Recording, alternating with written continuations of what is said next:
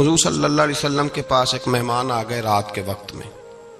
جب وہ آئے تو حضور نے پوچھا کھانا کھانا ہے؟ تم نے کہا کھانا ہے. جھوٹ اور بھوک کو جمع کرنا منع ہے. کہا جی کھانا ہے. تو حضور صلی اللہ علیہ وسلم نے فرمایا ازواج مطہرات کے گھروں میں پتہ کرو کچھ ہے. حضرت ام سلمہ کے گھر میں پتہ کیا تو کہا یا رسول اللہ 4 دن سے روٹی نہیں پکی. حضرت زینب سے پوچھا تو کہا حضور کئی دن سے چولہا ہی نہیں جلایا. حضرت عائشہ صدیقہ، حضرت میمونہ، حضرت سودا، تمام گھروں سے بظاہر یہ دو جہاں کے شاہ ہیں پر پاس کچھ رکھتے نہیں. دو جہاں کی نعمتیں ہیں ان کے خالی ہاتھ میں. ہر چیز ہے پر فقر اختیاری ہے.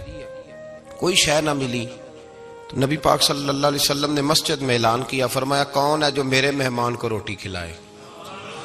ان لفظوں کا حسن کوئی حسن والا ہی سمجھ سکتا ہے. فرمایا کون ہے جو میرے مہمان کو کھانا کھلائے. تو ایک صحابی لے گئے اور اٹھے وہ صحابی جو صحابہ میں غریب تھے، ایک انصاری جو غریب آدمی تھے.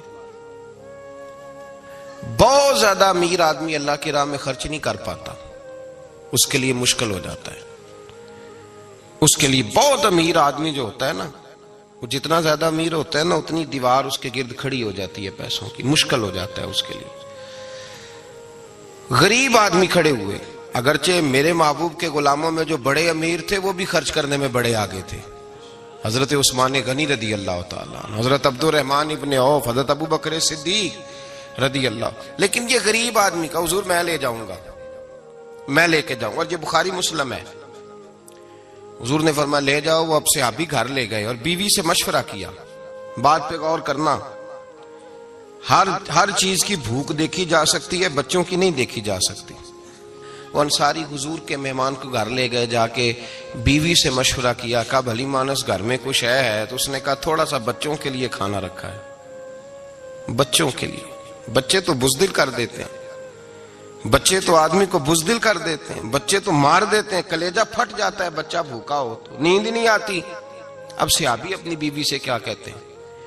کہتے ہیں بچوں کو بہلا کے سلا دے. اور رسول اللہ کے لیے نہیں، رسول اللہ کے مہمان کے لیے. بھئی نبی پاک کے لیے نہیں، حضور کے.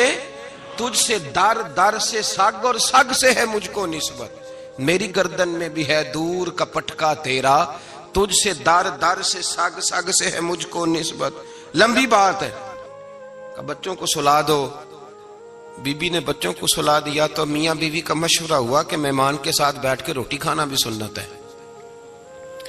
تو اب مہمان کے ساتھ بیٹھ کے کھانا بھی ہے تو کھانا ہے 1-2 آدمی کا.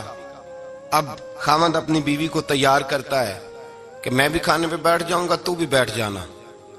اور جب مہمان کھانے میں ہاتھ ڈال لے تو اٹھنا، کہنا او ہو دیا تو صحیح کیا ہی نہیں، ابھی بجھ جائے گا. اور جا کے دیا بجھا دینا. ہم ہاتھ ہلاتے رہیں گے، مہمان روٹی کھاتا رہے گا.